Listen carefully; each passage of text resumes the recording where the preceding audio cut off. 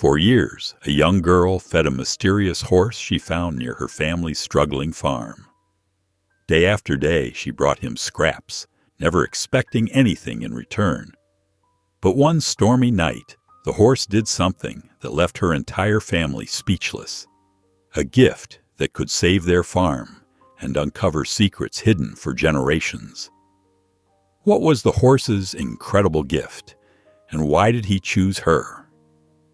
Before we get into the story, comment below where in the world you are watching from today. A bitter wind whipped across the frozen fields as Clara pulled her wool scarf tighter around her neck. The morning sun cast long shadows across the crusty snow, and her boots crunched with each step as she made her way to check the chicken coop. That's when she saw him. At the edge of the woods, partially hidden by bare branches, stood a horse unlike any she'd seen before. His dark coat was marked with scars, and his ribs showed through his winter coat. Despite his worn appearance, he held himself with quiet dignity. Clara's heart skipped a beat. She stood perfectly still, afraid any movement might startle him. The horse's ears twitched forward, his deep brown eyes fixed on her with a mixture of wariness and what seemed like curiosity. "It's okay," she whispered, though she knew he couldn't hear her from this distance. "You're safe here." The horse shifted his weight but didn't run. Clara slowly backed away and headed to the house, her mind already forming a plan. In the kitchen, she grabbed a fresh apple from the storage bin and stuffed it in her coat pocket. She added a small bundle of hay from the barn before heading inside for dinner. The warmth of the kitchen wrapped around her as she sat down at the worn wooden table. Steam rose from bowls of hot stew as her family began to eat. "I saw a horse today," Clara said, stirring her stew. "Near the woods. He looks like he needs help." Her father's spoon clattered against his bowl. "Wild animals are dangerous, Clara. Best to leave them be. They can hurt you without meaning to." "But, Pa." "No buts. Promise me you'll stay away from it." Clara stared down at her bowl, her voice quiet. "Yes, Pa." After dinner, Clara waited until the house grew quiet. She pulled on her boots and coat, grabbed the apple and hay she'd hidden earlier, and slipped out into the darkness. The moon cast enough light to see by as she made her way back to the woods. The horse was still there, a dark shape against the trees. He watched her approach, his muscles tense, but his feet planted firmly in the snow. "Hi there," Clara said softly, stopping several feet away. She placed the hay and apple on the ground. "I brought you something to eat." The horse's nostrils flared as he caught the scent of the apple. He took one careful step forward, then another. Clara held her breath as he stretched his neck toward the offerings, his movements cautious but deliberate. As he began to eat, his eyes met hers. There was something in that gaze, something wise and knowing that made Clara feel like she was in the presence of an old soul.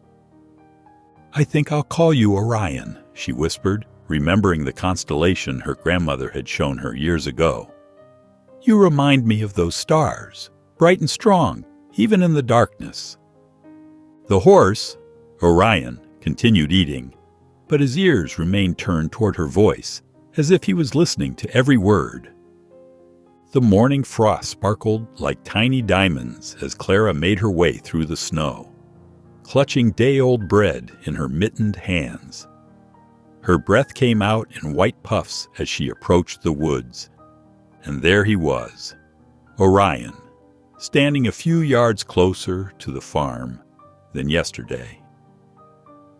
"Good morning," she called softly. The horse's ears perked forward at her voice. As Clara drew nearer, the weak winter sunlight revealed more details of Orion's weathered body. Deep scars crisscrossed his left flank, some old and faded, others more recent. Clara's heart ached at the sight. What had this gentle creature been through? Who had hurt him? "You're safe now," she murmured, placing the bread on a flat rock. Orion nickered softly and stepped forward to eat. Over the next few days, their morning meetings became a cherished routine. Clara would bring whatever food she could spare, sometimes carrots from the root cellar, other times dried apple slices or chunks of stale bread. She began sitting on a fallen log while Orion ate, talking to him in low, gentle tones. "Pa says the bank might take our farm if things don't improve by spring," she confided one morning, watching as Orion delicately picked up pieces of carrot. "I wish I knew how to help. Sometimes I dream about finding buried treasure, or winning some kind of contest, but that's silly, isn't it?" Orion lifted his head and gazed at her with those knowing eyes, dropping bits of hay from his mouth. Clara smiled despite her heavy heart. There was something so calming about his presence, as if he understood every word she said. "At least you're here now," she said, pulling her knees up to her chest. "Sometimes I feel so alone with all of this worry." The horse stepped closer, his warm breath stirring her hair. Clara reached up slowly and touched his neck, marveling at how far they'd come from that first cautious meeting. As the sun began to set that evening, Clara gathered her empty basket and stood to leave. To her surprise, Orion began walking with her, matching his pace to hers. His hooves made soft crunching sounds in the snow as they walked together toward the barn. Clara's heart swelled with joy at this display of trust. She wanted to skip and dance, but she kept her movements slow and steady, not wanting to startle her new friend. Halfway to the barn, she caught movement from the corner of her eye. Her father stood on the back porch, his arms crossed over his chest as he watched them. His face was set in stern lines, disapproval evident in the way his mouth turned down at the corners. Clara's steps faltered, but Orion remained steady beside her. She gave the horse a final pat before he turned back toward the woods, his dark shape melting into the gathering dusk. The harsh March winds rattled the farmhouse windows, jolting Clara awake before dawn. Dark clouds loomed overhead, promising a fierce storm. Her thoughts immediately went to Orion, and worry gnawed at her stomach. Pulling on her rubber boots and winter coat, Clara rushed outside. The wind whipped her hair around her face as she made her way toward the woods. Rain had already started falling in fat, cold drops. "Orion?" she called out, squinting through the dim morning light. She found him near the old barn, pacing back and forth with nervous energy. Something dark dangled from his mouth, a worn leather pouch, its edges frayed and weathered.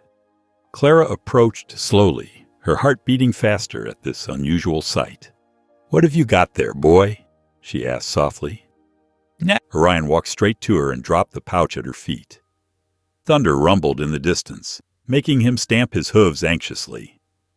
"Come on," Clara said, scooping up the pouch. "You can't stay out in this weather." She led him to the barn, grateful that her father was still asleep. The old structure creaked in the wind, but it was dry and warm inside.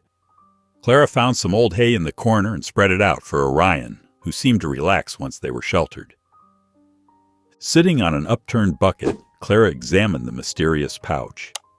The leather was soft and worn smooth from age. Her fingers trembled slightly as she opened it, revealing a rusted key and a folded piece of paper inside.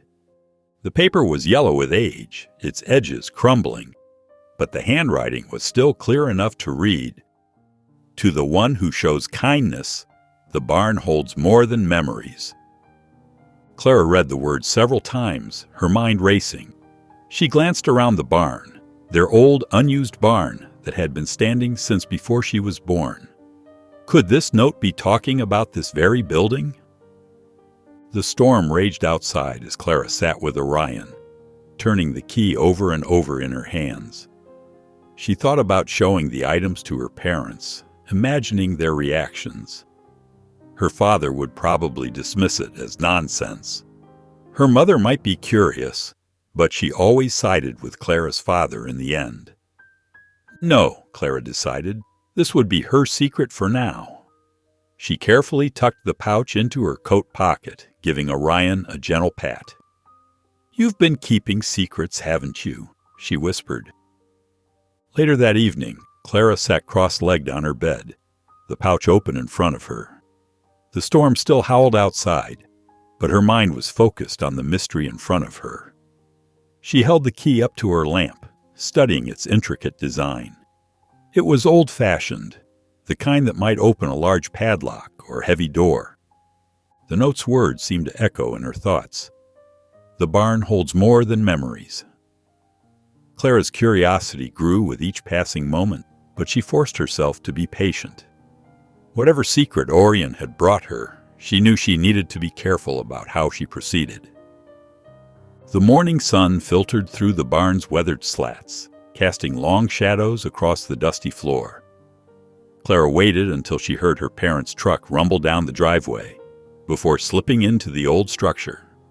Her boots left clear prints in the thick layer of dust that covered everything.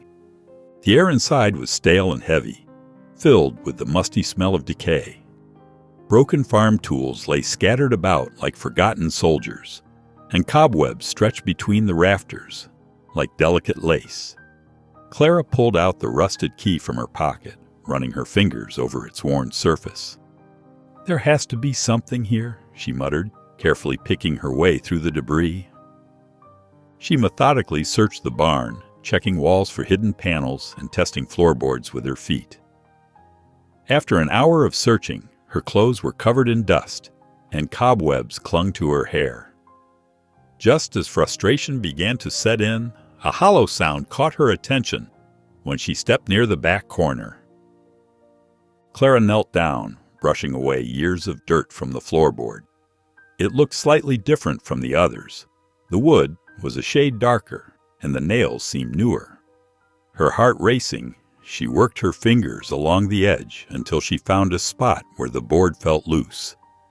With trembling hands, she pried it up, revealing a dark space beneath. Inside lay a thick manila envelope, its paper turned yellow with age. Clara carefully lifted it out, her breath catching in her throat as she felt its weight.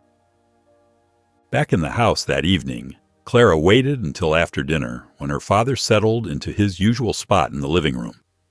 She retrieved the envelope from her room and approached him nervously. "Dad," she said, her voice barely above a whisper, "I need to show you something." Her father looked up from his newspaper, his expression changing to concern as Clara placed the envelope on the coffee table. She explained about finding it in the barn, watching as he opened it with careful hands.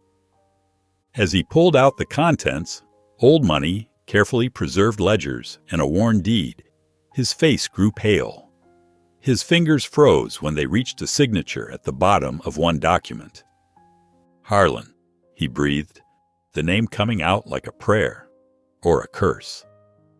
Clara leaned forward eagerly. "You recognize the name?" Her father quickly stuffed the papers back into the envelope, his movements sharp and anxious. "Clara, listen to me carefully," he said, his voice stern. "These things, they're connected to matters you don't understand.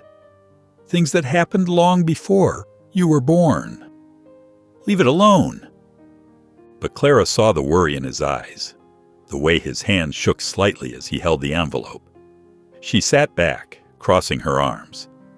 "I can't do that, Dad. I need to know what this means." Her father's warning had only strengthened her resolve. Whatever secrets lay hidden in those documents, Clara was determined to uncover the truth. Early morning light streamed through the small attic window as Clara climbed the creaky wooden ladder.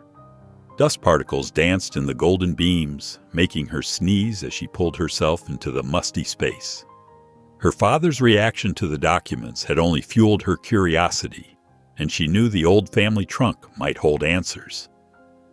The heavy trunk sat in the corner, its brass latches dulled with age. Clara dragged it closer to the window, wincing at the scraping sound it made across the wooden floor. Inside, the trunk smelled of mothballs and old paper. She carefully lifted out yellowed photographs, ancient Christmas cards, and bundles of letters tied with faded ribbon. "Come on," she whispered, sorting through the papers. "There has to be something here." Her fingers brushed against a thick envelope at the bottom of the trunk. The paper was soft with age, and the handwriting on the front was familiar. Her grandfather's careful script. Clara's heart jumped when she saw the name. Mr. James Harlan. With gentle fingers, she opened the envelope and unfolded the letter inside. The ink had faded, but she could still make out the words. "Dear Mr. Harlan, I cannot express enough gratitude for what you've done.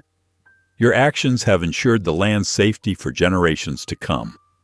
Though I wish circumstances were different, know that your sacrifice will not be forgotten. Yours sincerely, Thomas Wheeler." Clara read the letter 3 times, trying to understand its meaning. The words seemed simple enough, but there was something deeper hiding between the lines. What sacrifice? What had Harlan done to protect their land? Later that afternoon, she found Ben in the kitchen, making a sandwich. Her brother's broad shoulders were hunched from a morning of farm work, and he barely looked up when she entered. "Ben, I need to show you something," Clara said, pulling out the letter. He sighed, putting down his sandwich. "What now?" Clara explained about finding the documents in the barn and their father's reaction. She held out their grandfather's letter. "Look at this. Harlan did something important for our family. Don't you want to know what happened?" Ben barely glanced at the paper. "Clara, some things are better left in the past," he said, his voice tired. "We've got enough to worry about with the farm right now. We don't need to go digging up old stories." "But don't you see? This could be important," Clara insisted, waving the letter. "Dad's reaction, this letter, it all means something." "Just leave it alone," Ben said firmly, picking up his sandwich again. "Nothing good comes from stirring up old troubles." Clara stuffed the letter back into her pocket, frustration burning in her chest. Fine. If her family wouldn't help, she'd find answers on her own. She had the documents, the letter, and most importantly, she had determination. Whatever secrets lay in their family's past, she would uncover them. Clara pushed open the heavy wooden doors of the town library, the musty smell of old books greeting her. Miss Thompson, the elderly librarian with wire-rimmed glasses, looked up from her desk with a gentle smile. "Can I help you find anything, dear?" Miss Thompson asked, adjusting her glasses. "Yes, please. I'm looking for information about someone named James Harlan. He used to own land around here." Miss Thompson's smile faded slightly. "Ah, old Mr. Harlan. Yes, I remember him well." She shuffled through some filing cards in a worn wooden drawer. "He owned most of the northern valley at one point. Such a kind man until—" She paused, shaking her head. "Until what?" Clara leaned forward eagerly. "There was quite a scandal. Oh, must be 30 years ago now. Land disputes with neighboring families turned ugly. Mr. Harlan became a recluse after that. Barely left his property." Miss Thompson pulled out several yellowed newspaper clippings. "Here, these might help." Clara spent the next hour poring over the articles, making careful notes in her small notebook. Her heart raced as pieces of the puzzle slowly came together. As she gathered her things to leave, the library's front door swung open. Mr. Stanton stepped in, his expensive wool coat and polished boots a stark contrast to the library's worn interior. Clara's stomach tightened as his sharp eyes fixed on the documents in her hands. "Well, if it isn't young Clara Wheeler," he said, his voice smooth as honey. "Doing some research?" Clara clutched the papers closer to her chest. "Just looking through some old family papers we found in our barn," she said, trying to keep her voice steady. Stanton's eyes narrowed slightly. "Found in your barn, you say?" Interesting. I'd love to take a look if you don't mind. Local history is something of a hobby of mine. They're nothing special, Clara said quickly. Just old receipts and such. I should get home. My father's expecting me. She hurried past him, feeling his gaze follow her all the way to the door. Once outside, Clara didn't slow down till she reached the path leading to the woods. Her heart was still pounding as she made her way to where Orion usually waited. The old horse stood in their usual meeting spot, his dark eyes watching her approach. Clara sank down onto a fallen log beside him, her hands trembling slightly as she stroked his neck. "Something's not right, Orion," she whispered. "The way Mr. Stanton looked at these papers, he knows something." Orion nudged her shoulder gently with his nose, and Clara leaned against him. "We have to figure out what Harlan was trying to protect. Whatever it was, I think it's still important." The early morning mist clung to the grass as Clara stepped out of the farmhouse. Her heart lifted when she saw Orion already waiting by the barn, his dark form a steady presence against the weathered wood. This had become his new routine over the past few days, moving closer to the farm, as if drawn by an invisible thread. Clara approached him with an apple in hand. "You're getting braver, aren't you?" she said softly, watching him take gentle bites. There was something different about the way he stood there, his ears perked forward, his eyes seeming to look past her toward the old barn. Every time she headed in a different direction, he would stamp his foot or snort, drawing her attention back to the building. Inside the house later that morning, Clara spread the documents across her bedroom floor. The ledgers were filled with careful notes in Harlan's precise handwriting. As she studied the entries, patterns began to emerge. Names of families appeared repeatedly: the Wilsons, the Petersons, the Reeves, all with payments marked beside them. Clara's fingers traced the dates and numbers. "These aren't debts," she whispered to herself. "They're help payments." She found more entries, each telling the same story. Families who had lost their farms, receiving regular support from Harlan. Next to several entries were small notes: "Forced sale," "Unfair terms," "Stanton pressure." Her hands shook as she connected the dots. Harlan hadn't been just a wealthy landowner. He'd been secretly helping families who had fallen victim to Stanton's aggressive land grabs. The realization made her chest tight with understanding. The sun was setting when Clara headed out to give Orion his evening feed. She had barely reached him when Ben's voice cut through the quiet. "This has got to stop, Clara," he said, stepping out from behind the barn. "You're spending all your time with that horse instead of helping with the real work." Clara turned to face her brother. "You don't understand, Ben. This isn't just about Orion." "Then what is it about?" Ben crossed his arms. "Because from where I'm standing, you're choosing a stray horse over your family's needs." "Orion led me to those documents for a reason," Clara insisted, her voice rising. "Harlan was helping people who lost everything to Stanton. The same Stanton who's been pressuring Dad to sell our land. Can't you see how it's all connected?" Ben shook his head. "You're chasing fairy tales, Clara. We need you here, in the real world, doing your part to keep this farm running." "I'm not giving up on this," Clara said firmly, standing straighter. "Orion isn't just some stray. He's trying to show us something important. And I'm going to prove it, even if you don't believe me." The morning sun had barely cleared the horizon when a black luxury car rolled up the dusty driveway. Clara watched from her bedroom window as Mr. Stanton stepped out, his polished shoes looking out of place on their worn farmland. Her stomach tightened as he straightened his expensive suit and strode toward the house. Through the thin walls, Clara heard the knock and her father's greeting. She crept downstairs, staying just out of sight, but close enough to hear their conversation in the kitchen. "That old barn's been sitting empty for years," Stanton was saying, his voice smooth as honey. I'm prepared to offer you $30,000 for it. That would help with your mortgage payments, wouldn't it?" Clara's heart pounded as she heard her father's sharp intake of breath. $30,000 was more money than they'd seen in years. "Well, Her father hesitated. "That's certainly generous."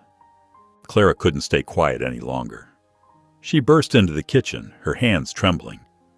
"We can't sell the barn." Both men turned to stare at her. Her father's face reddened with embarrassment, but Stanton's expression remained carefully neutral.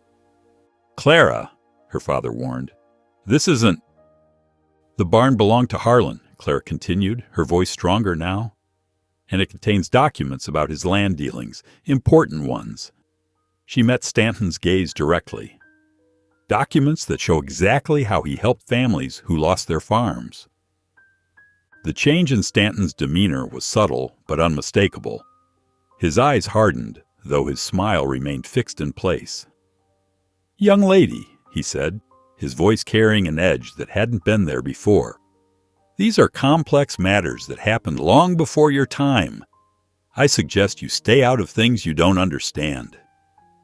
"I understand enough," Clara replied, though her voice wavered slightly.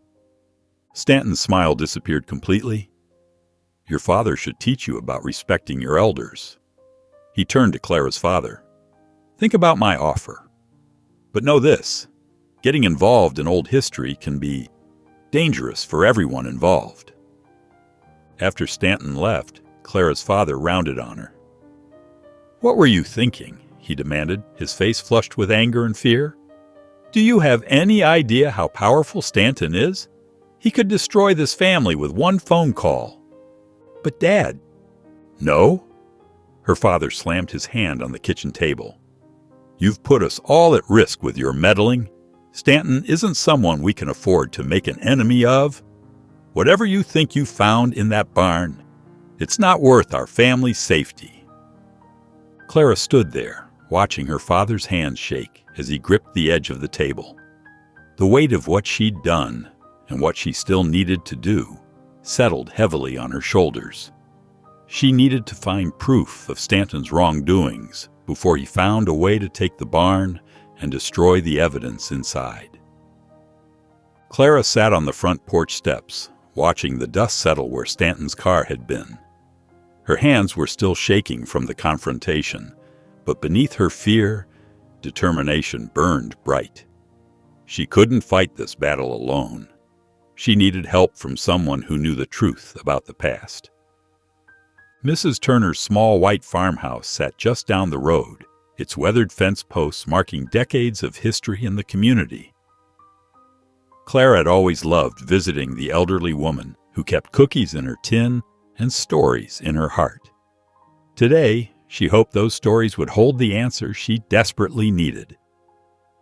The screen door creaked as Mrs. Turner welcomed her inside.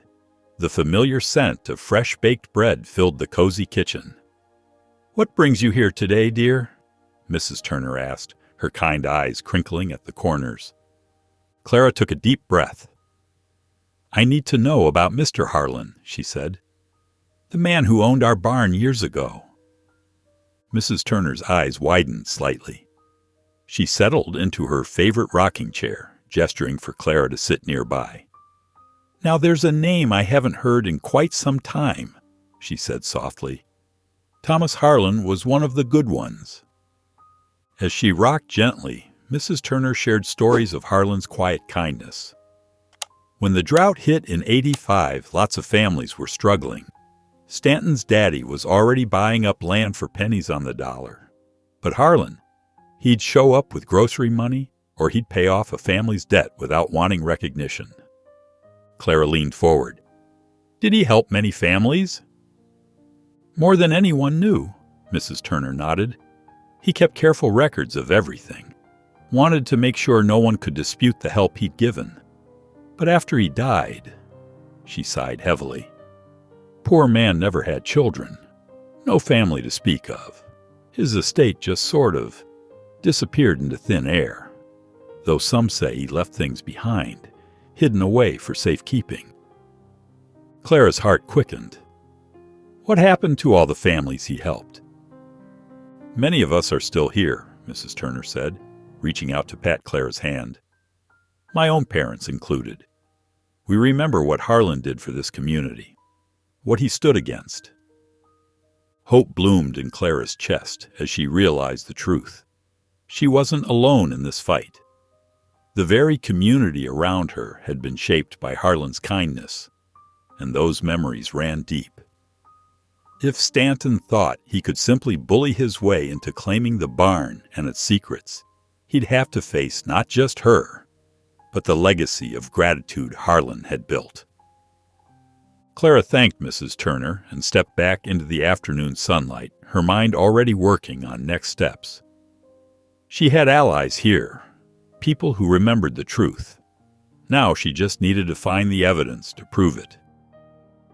The early morning sun cast long shadows through the barn's dusty windows as Clara made her way inside, clutching a worn notebook to her chest. She needed to get everything organized. All the clues, documents, and pieces of this growing puzzle had to make sense somehow. Kneeling by the loose floorboard, Clara carefully cataloged each item she'd found. The deed, the ledgers, the old money. She wrote detailed descriptions of everything. As she worked, dust motes dancing in the sunbeams. Her eyes caught something she hadn't noticed before. Faint scratch marks on the wooden floor led away from the hidden compartment, trailing toward a broken shelf in the corner. Her heart beating faster, Clara followed the marks. The shelf was rickety, its boards warped with age and neglect. As she examined it more closely, she noticed one panel seemed different from the others. It took some effort, but she managed to work it loose, revealing a small metal box tucked behind it. Inside, she found more letters, their paper yellow with age, but still intact. Clara's hands trembled as she unfolded the first one. The handwriting was neat but hurried, as if the writer had been anxious to get the words down. "My dear friend," the letter began, "I fear Stanton's influence grows stronger each day. He speaks of progress and development, but I see only greed in his actions. The families here have worked this land for generations. Their connection to it runs deeper than any dollar amount he could offer." Clara read on, her throat tightening as Harlan's words revealed his desperate efforts to protect the community.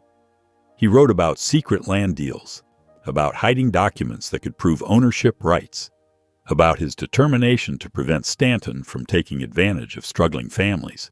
The truth of it all hit her hard. Harlan hadn't just been helping people out of kindness. He'd been fighting a battle against the same kind of corruption she faced now. The same family, even. With careful movements, Clara gathered the letters and slipped them into her notebook. She made her way back to the house, checking twice to make sure no one was watching, and hid them in the false bottom of her jewelry box. Later that afternoon, she brought Orion his usual treats, settling beside him as he munched contentedly on an apple. "You knew all along, didn't you?" she murmured, stroking his scarred flank. "That's why you brought me that first clue." Orion's dark eyes seemed to hold centuries of wisdom as he gazed at her. Clara felt stronger just sitting beside him, sharing the weight of what she'd discovered. But a nagging worry tugged at her thoughts. Stanton's threat still loomed over everything. How far would he go to get what he wanted? The letters proved he came from a family that took what they wanted, regardless of who got hurt. The rumble of approaching vehicles made Clara's stomach tighten. Through the kitchen window, she watched 2 black trucks pull up to the farmhouse, kicking up dust along the driveway. Stanton stepped out first, his polished boots a stark contrast to the muddy farm ground. 2 burly men followed him, their faces stern and purposeful. Clara's father met them at the door before they could knock. "Mr. Stanton," he said, his voice carefully neutral, "what brings you here today?" "Just a routine matter," Stanton replied smoothly, though his eyes were cold. "We need to inspect the barn for legal documents pertaining to Harlan's estate. County business, you understand?" Clara's father hesitated, his weathered hands clenching at his sides. After a long moment, he nodded. "Fine, but make it quick." Clara followed them to the barn, her heart pounding. She'd hidden the letters and most important papers in her room, but watching Stanton's men tear through the barn still made her nervous. They upended old crates, shifted rusted equipment, and poked through years of accumulated farm supplies.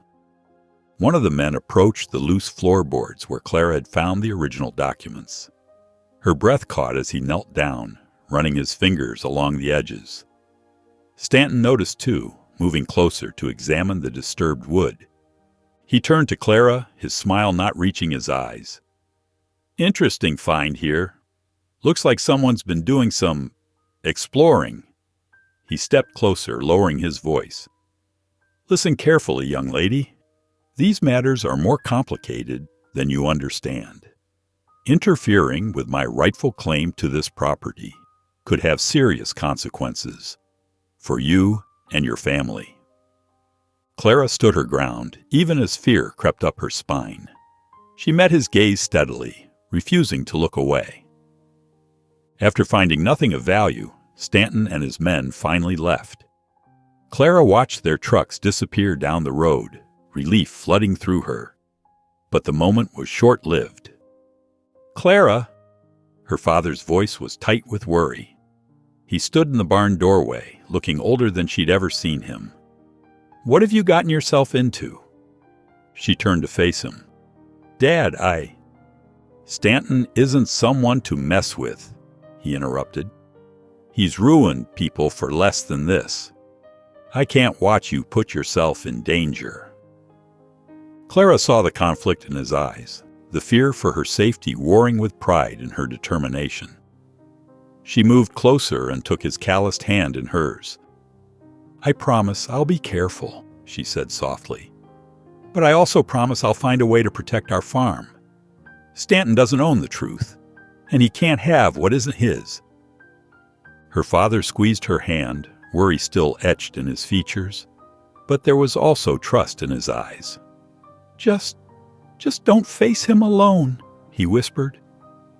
Clara walked down the dusty road, clutching her worn canvas bag filled with Harlan's documents. The morning sun warmed her back as she approached the Miller's farmhouse, the first stop on her mission to gather support. Mrs. Miller opened the door before Clara could knock, wiping her hands on her apron. "Clara? What brings you here so early?" Inside the cozy kitchen, Clara spread out Harlan's letters and ledgers on the worn wooden table. Mrs. Miller's eyes widened as she read through them. "Oh my! I remember when Harlan helped us keep our dairy farm. Times were tough, and Stanton was pressuring us to sell. Harlan stepped in with a private loan." This scene repeated throughout the morning at different homes. The Thompsons recalled how Harlan had helped them replant their fields after a devastating drought. The Hendersons spoke of his quiet assistance during their grandfather's illness. By late afternoon, Clara made her way to the small white church on the hill. Pastor Roberts had agreed to host an informal gathering. The wooden pews filled with familiar faces, farmers, shopkeepers, and longtime residents who'd known Harlan. Clara's hands trembled slightly as she stood before them. "I found these documents in our old barn," she began, her voice growing stronger as she spoke. "They show how Mr. Harlan protected many of our families from losing their land to unfair practices." She laid out the evidence piece by piece, the ledgers showing Harlan's careful record-keeping, the letters revealing Stanton's pressure tactics, the pattern of help Harlan had provided to keep families on their land. The room grew quiet as people absorbed the information. Mr. Thompson stood up first, his weathered face determined. "My family owes everything to Harlan. If you can prove Stanton's claims are false, we'll stand with you." Others weren't so sure. "Stanton has powerful friends," Mrs. Henderson whispered, wringing her hands. "He could make life very difficult for those who oppose him." "He already makes life difficult," Pastor Roberts pointed out. Maybe it's time we stood together." By the meeting's end, 5 families had promised their support.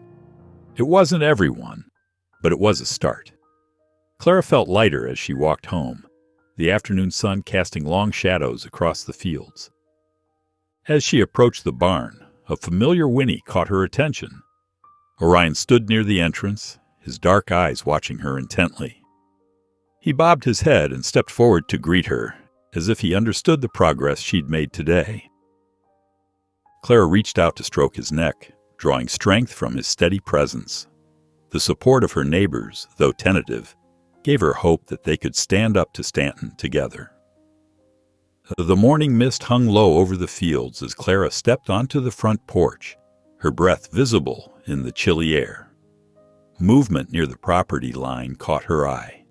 2 of Stanton's men, their dark jackets standing out against the pale morning light, watching the farm with predatory interest.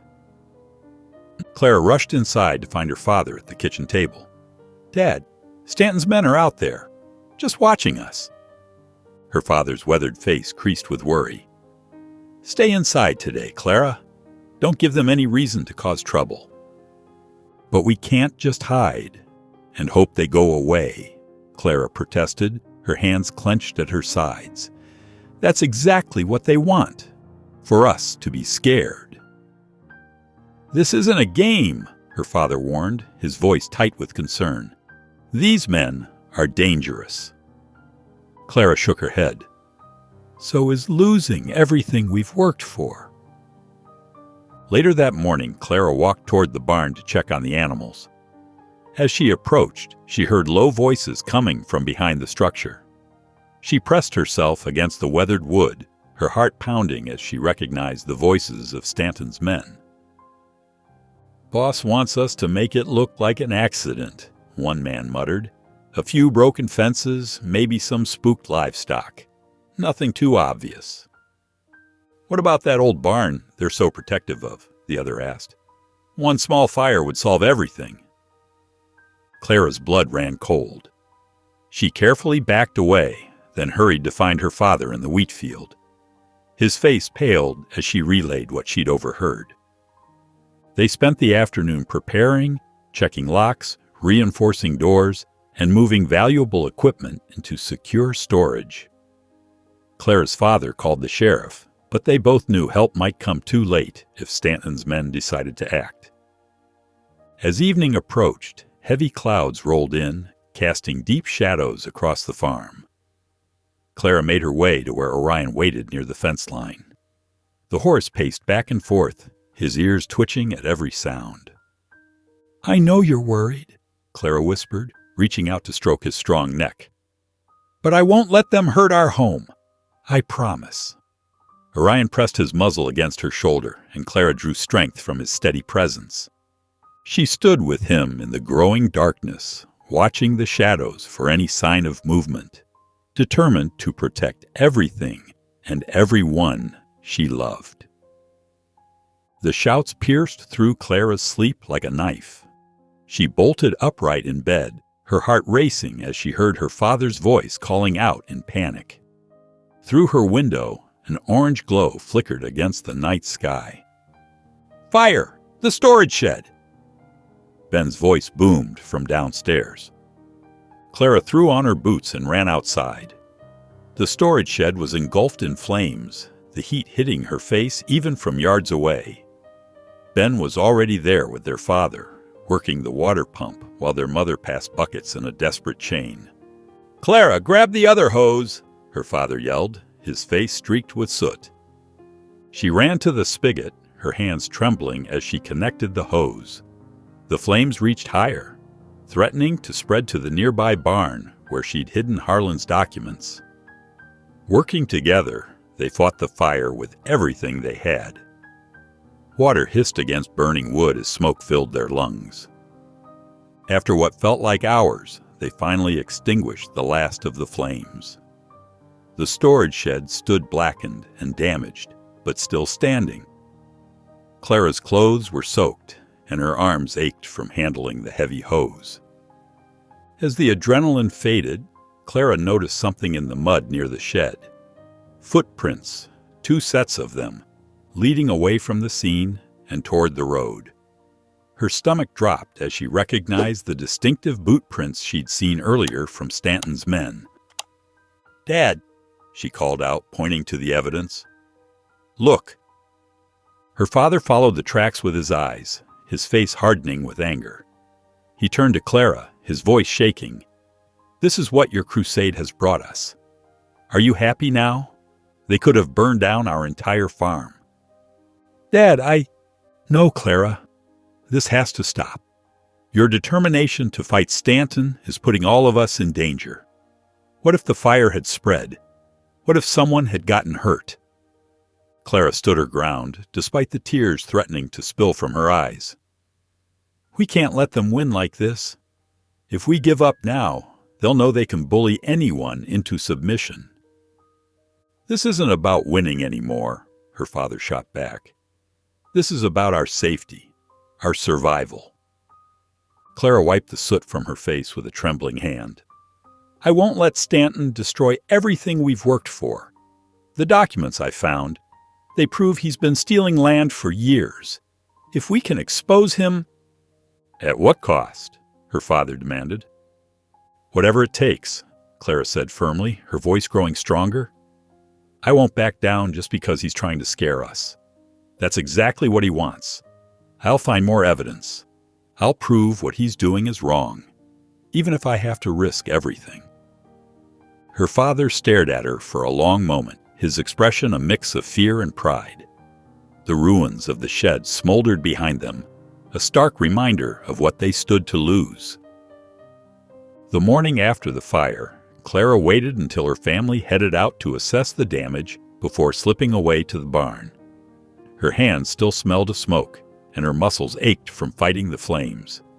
But determination drove her forward. She grabbed the old brass lantern from its hook and lit it, watching the flame dance behind the glass. "There has to be more," she whispered to herself, stepping into the barn's musty interior. The morning light filtered through gaps in the wooden walls, creating dusty beams that crossed the space like spotlights. Clara moved methodically, examining every corner with fresh eyes. She tapped walls, checked for hollow sounds, and ran her fingers along the edges of old shelves. The lantern's glow helped her spot details she'd missed before. Near the back wall, behind a stack of moldy hay bales, something caught her attention.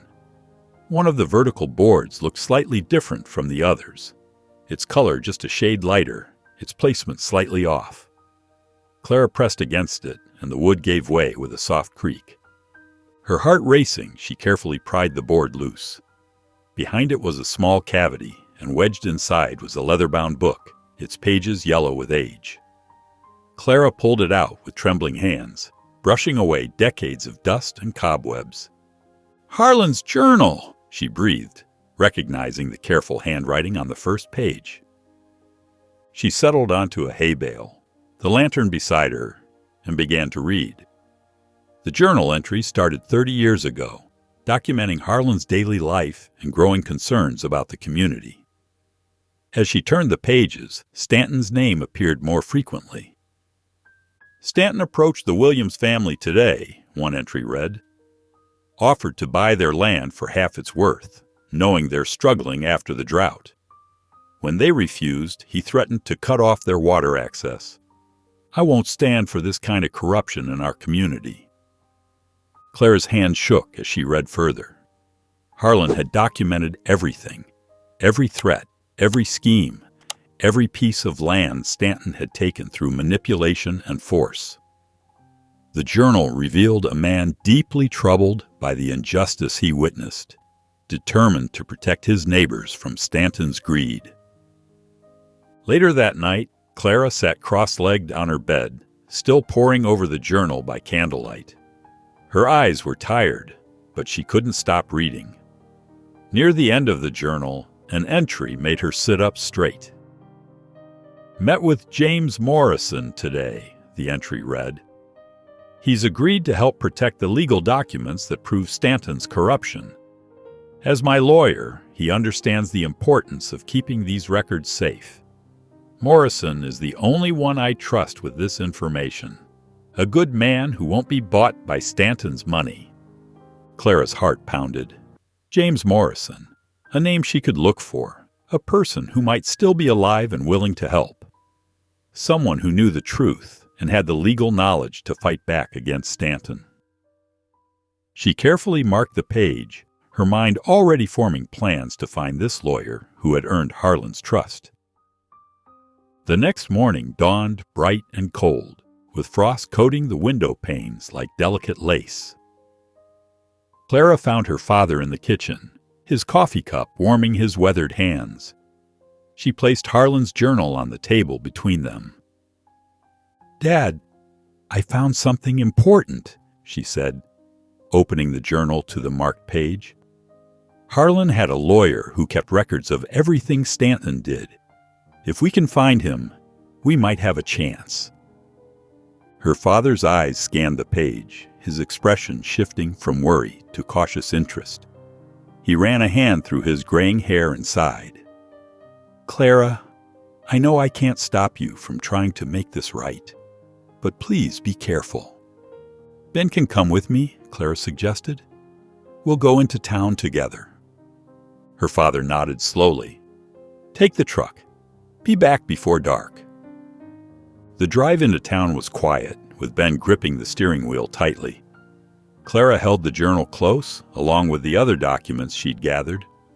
The small town's main street hadn't changed much over the years. The same brick buildings, the same hardware store with its faded sign. "Where do we even start looking?" Ben asked, parking near the courthouse. "The clerk's office," Clara replied. "They'll know where to find him." After several questions and redirections, they finally found themselves standing outside a small white house with neat flower boxes in the windows. A brass plate by the door read James Morrison. Clara's knock was answered by an elderly man with kind eyes and silver hair. "Can I help you?" "Mr. Morrison, I'm Clara Thompson. We found some documents belonging to Mr. Harlan, and his journal mentioned you were his lawyer." The man's eyes lit up with recognition. "Harlan, please come in, and call me Jim."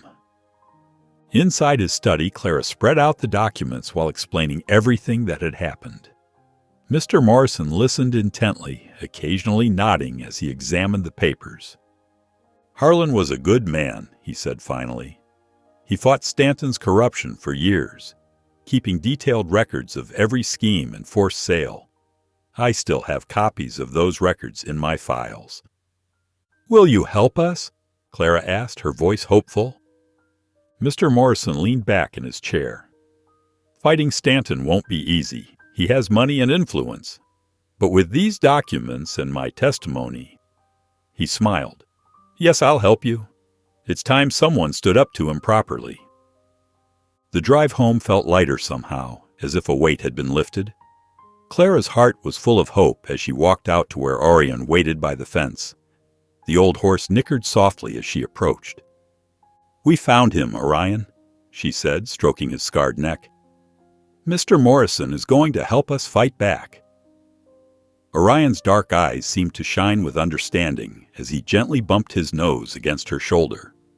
Clara smiled, feeling stronger than she had in weeks. For the first time since finding the hidden documents, she felt truly confident that they could win this fight. The early morning sun cast long shadows across the farmyard as Clara made her way to the barn. Her steps faltered when she spotted something on the heavy wooden door, a piece of paper nailed roughly into the weathered wood. Her hands trembled as she pulled the note free. "Drop the case or lose everything," the message read in harsh scratched letters. "This is your final warning." Clara's father found her still standing there, the paper crumpled in her fist. His face paled when she showed him the note. "That's it," he said, his voice tight with worry. "This has gone far enough. I won't have my daughter threatened by men like Stanton." "Dad, we can't give up now," Clara protested. "Mr. Jacobs is already working on our case. He's found records that prove Stanton's been stealing land for years." Her father leaned against the barn door, looking older than she'd ever seen him. "Clara, please. This isn't worth risking your safety." Clara stepped closer, placing a gentle hand on his arm. "Remember what Mom always said? Standing up for what's right isn't easy, but it's always worth it. Mr. Jacobs thinks we have a real chance of stopping Stanton. We can't back down now, not when we're so close." Her father's shoulders straightened slightly. "Your mother would be proud of you," he said softly, "but she'd also want you to be careful." "I will be," Clara promised, "but I'm going to keep fighting. Someone has to stand up to him." As evening settled over the farm, Clara made her way back to the barn to check on Orion. The old horse's presence always calmed her nerves. But as she approached, something made her pause. A slight movement caught her eye, a shadow that shouldn't have been there. Clara quickly ducked behind a stack of hay bales. Her heart pounded as she peered around the edge. Two men skulked near the barn's side door, their faces hidden in the growing darkness. She recognized them as Stanton's workers, the same ones who'd searched the barn earlier that week. They spoke in low voices, gesturing toward the barn and the house beyond. Clara stayed absolutely still, barely daring to breathe as she watched them plan whatever cruel scheme Stanton had sent them to carry out. Inside the barn, Orion stamped restlessly, as if sensing the threat lurking outside his sanctuary. Clara stood at the front of the small church, her hands clasped tightly together as she faced the gathered neighbors.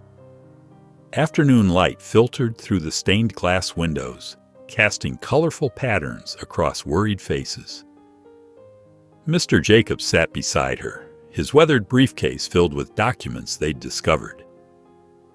"The evidence is clear," Clara explained, her voice steady despite her racing heart. "Mr. Jacobs has found records showing how Stanton's been taking advantage of families for years. We can stop him if we work together." Murmurs rippled through the crowd. Some nodded in agreement, while others shifted uncomfortably in their seats.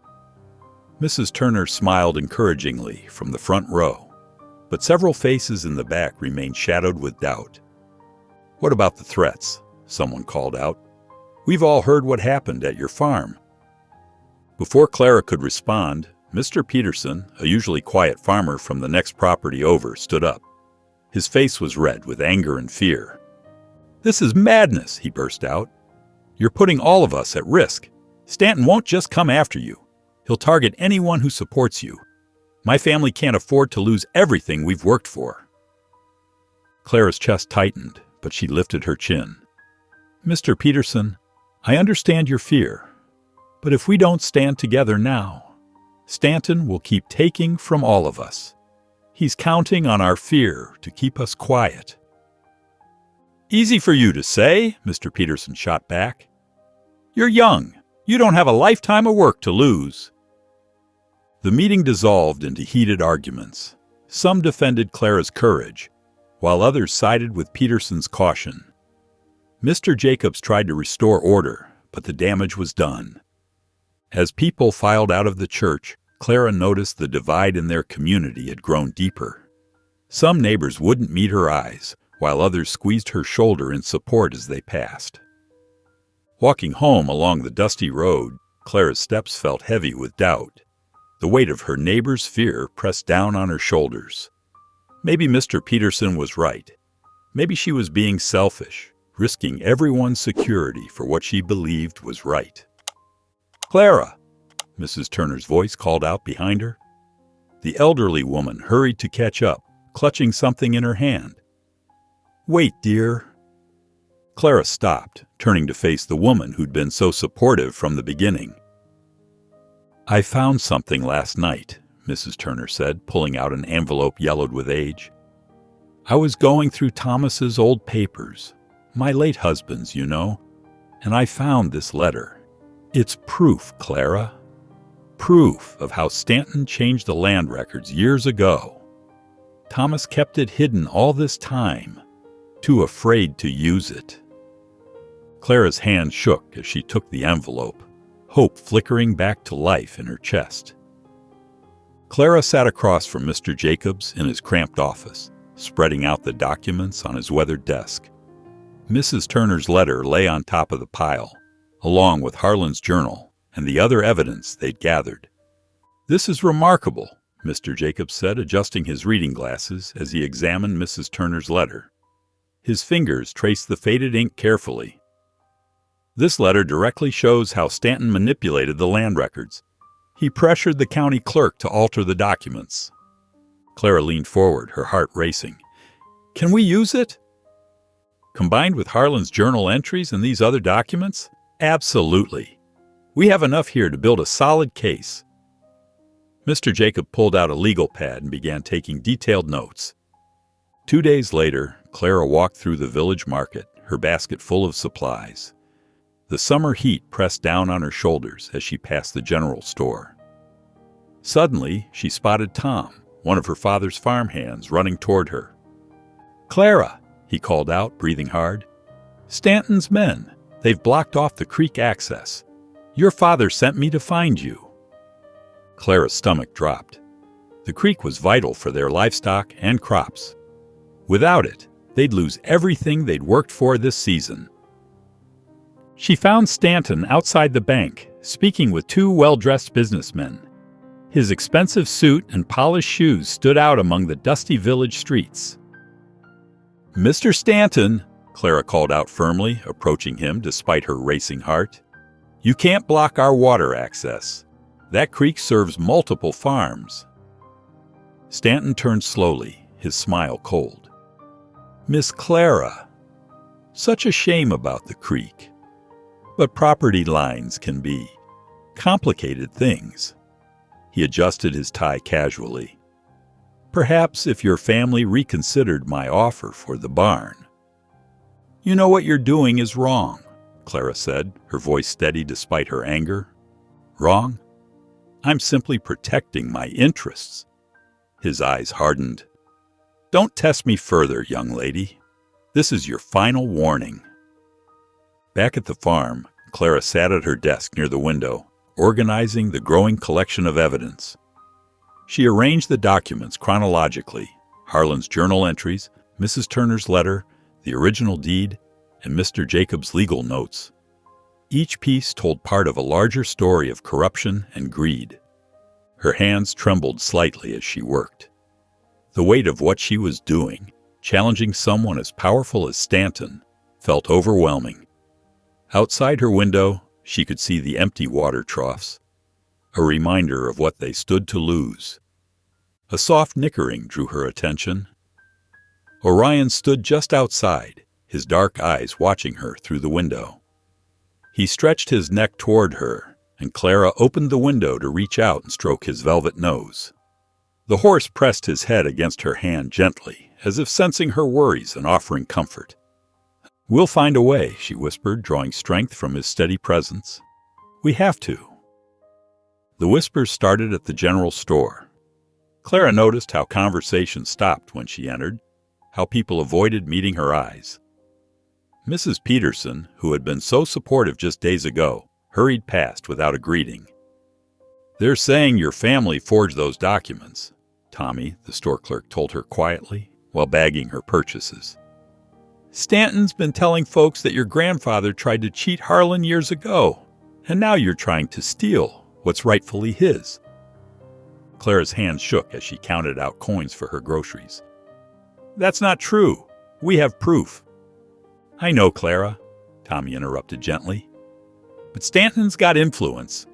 People are scared." Walking home, Clara passed Mr. Wilson, who had testified about Harlan's kindness just last week. He crossed the street to avoid her, his head down. Even the minister's wife, usually so friendly, turned away when Clara approached.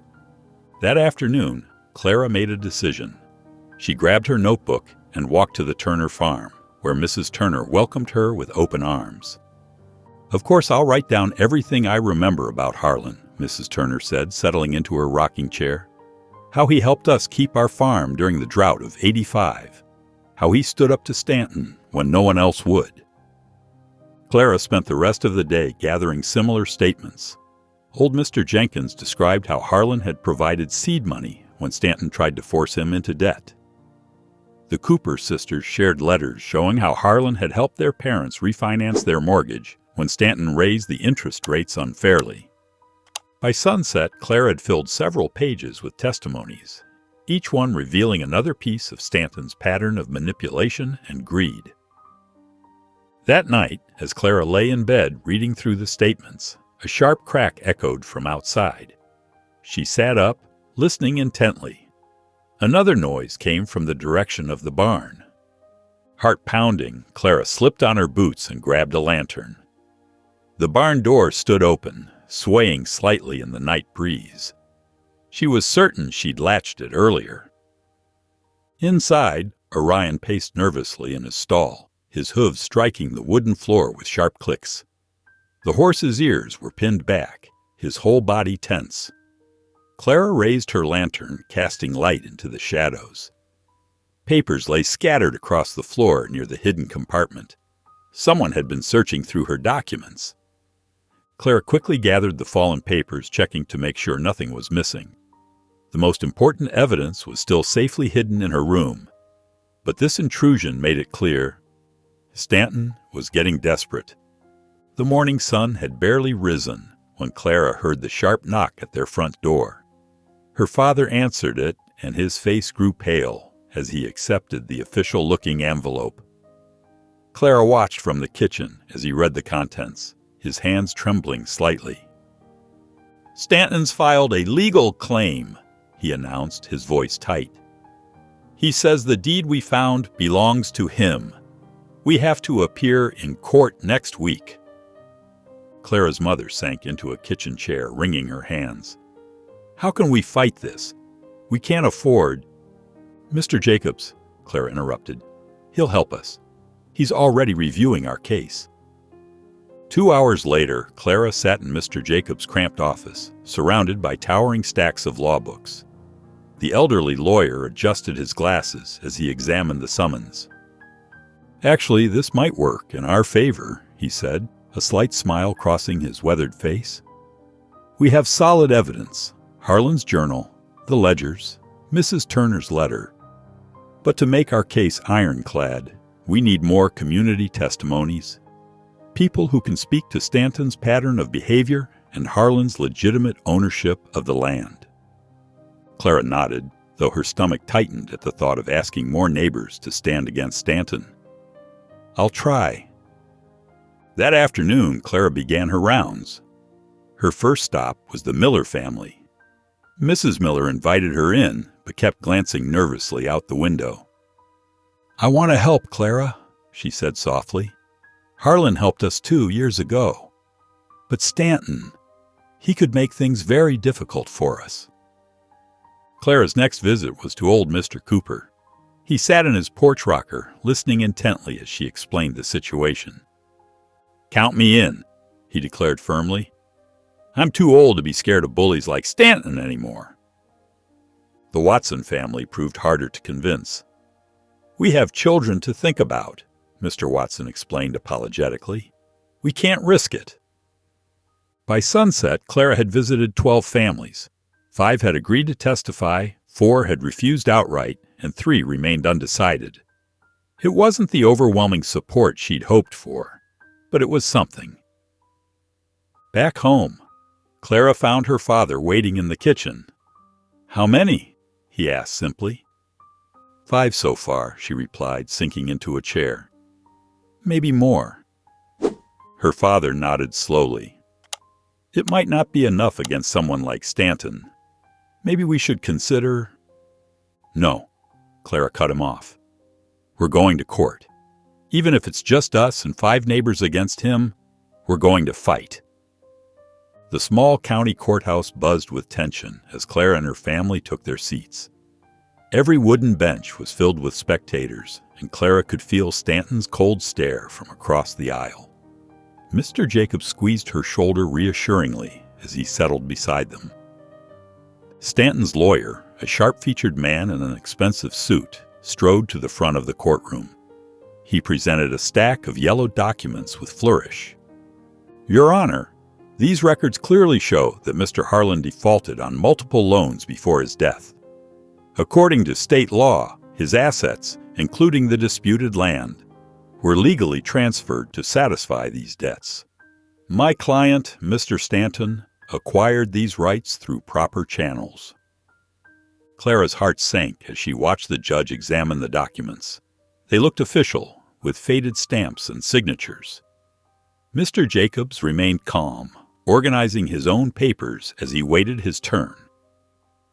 When Stanton's lawyer finished, Mr. Jacobs approached the bench with Harlan's journal and the collection of letters. His voice was steady and clear as he addressed the court. "Your Honor, I present evidence that tells a very different story." He held up the journal. "These are Mr. Harlan's personal records, detailing years of systematic harassment and fraud perpetrated by Mr. Stanton." Mrs. Turner testified next, her voice shaking at first but growing stronger as she spoke. "Harlan helped dozens of families keep their land when Stanton tried to force them out. He kept detailed records because he knew this day might come." The courtroom grew silent as Mrs. Turner described Stanton's pattern of intimidation and fraud. Stanton's face reddened with each word. Then, an unexpected voice called out from the back of the courtroom. "I have something to say, Your Honor."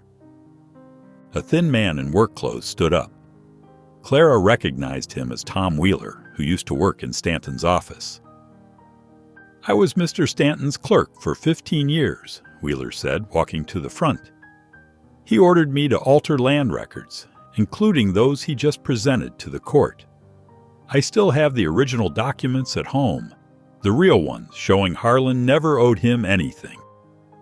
Gas filled the courtroom. Stanton jumped to his feet, but his lawyer grabbed his arm, pulling him back down. The judge raised his gavel for order. "Given this new testimony and the substantial evidence presented," the judge announced, "I will need time to review everything thoroughly. Court is adjourned until Monday morning." Clara's legs felt weak as she stood. The long hours of tension had drained her completely, but seeing Stanton's face as Wheeler testified had made it all worthwhile. Mr. Jacobs patted her back gently as they gathered their things. "You did well today," he whispered. "The truth is finally coming out." A week later, the courthouse was even more crowded than before. Clara sat between her father and Mr. Jacobs, her hands clasped tightly in her lap. The morning sunlight streamed through the tall windows, casting long shadows across the wooden floor. The judge cleared his throat and adjusted his glasses. "After careful review of all evidence presented, this court finds Mr. Stanton's claim to be fraudulent and without merit." He paused, looking directly at Stanton. "The deed found by Miss Clara is hereby declared valid and binding. Furthermore, Mr. Stanton is ordered to pay substantial fines for his attempts to manipulate land records." The courtroom erupted in cheers. Mrs. Turner hugged Clara, tears streaming down her face. Even Ben, who had doubted her at first, wrapped his sister in a tight embrace. Later that afternoon, the celebration moved to Clara's farm. Neighbors brought food and drinks, filling the yard with laughter and music. The same people who had once kept their distance now approached Clara with warm smiles and heartfelt thanks. "You showed us what it means to stand up for what's right," Mrs. Turner said, squeezing Clara's hand. "We should have supported you sooner." Clara's father stood by the barn, talking with other farmers about plans to help those who had suffered under Stanton's schemes. The sense of community felt stronger than ever. As the sun began to set, Clara slipped away from the celebration to visit Orion. He stood quietly in his usual spot, his dark eyes watching her approach. She stroked his scarred flank, remembering the day he brought her the leather pouch that started everything. "We did it," she whispered, pressing her forehead against his neck. "Thank you for leading me to the truth." From the edge of the property, Clara watched Stanton's carriage roll away from town, his reputation in tatters. His departure marked the end of years of fear and corruption in their community. The sight of his defeat filled her with a profound sense of justice, not just for her family, but for everyone Harlan had tried to protect. As neighbors continued to celebrate around her, Clara felt the weight of the past months lift from her shoulders. Harlan's legacy was safe, and with it, her family's future. The morning air was crisp and sweet as Clara led Orion across the newly secured land. The horse moved with a lighter step, as if he too sensed the victory they'd achieved. Together, they crested a small hill, and Clara's breath caught in her throat. Below them stretched a vast meadow, untouched and beautiful, with tall grass swaying in the gentle breeze. "Look at this, Orion," she whispered, running her hand along his neck. The meadow was dotted with wildflowers, and a clear stream cut through its heart. Perfect grazing land, and more than enough space for new crops. The sight filled Clara with a deep sense of peace. This was exactly what Harlan had fought to protect. Back at the farmhouse, Clara's father spread out maps across their kitchen table. Ben leaned over them, pointing out the best spots for new fencing. Their mother wrote lists of supplies they'd need for expansion. "What if," Clara started, her voice hesitant but growing stronger, "we use part of the land to help horses like Orion?" She explained her vision of creating a sanctuary for abandoned and mistreated horses, a way to honor the animal who had changed everything for them. Her father's eyes softened. "Harlan would have liked that," he said, squeezing her shoulder. "He always believed in helping others." As the day drew to a close, Clara returned to the meadow with Orion. They sat together in the tall grass, watching the sun paint the sky in brilliant oranges and pinks. Orion settled beside her, gently resting his head on her shoulder, a gesture of trust that would have seemed impossible months ago. "We did this together," Clara whispered, stroking his mane. "You brought me the clues I needed, stood by me when others wouldn't." Her voice caught with emotion. "You changed everything." Orion lifted his head and nuzzled her cheek softly, his warm breath tickling her skin. In his eyes, Clara saw the same quiet strength that had guided her through the darkest moments of their journey. Their bond, forged through trust and persistence, had indeed changed her life forever. If you enjoyed the story of Clara, I handpicked this next story that you will enjoy. Please don't miss this one. Click here to watch it.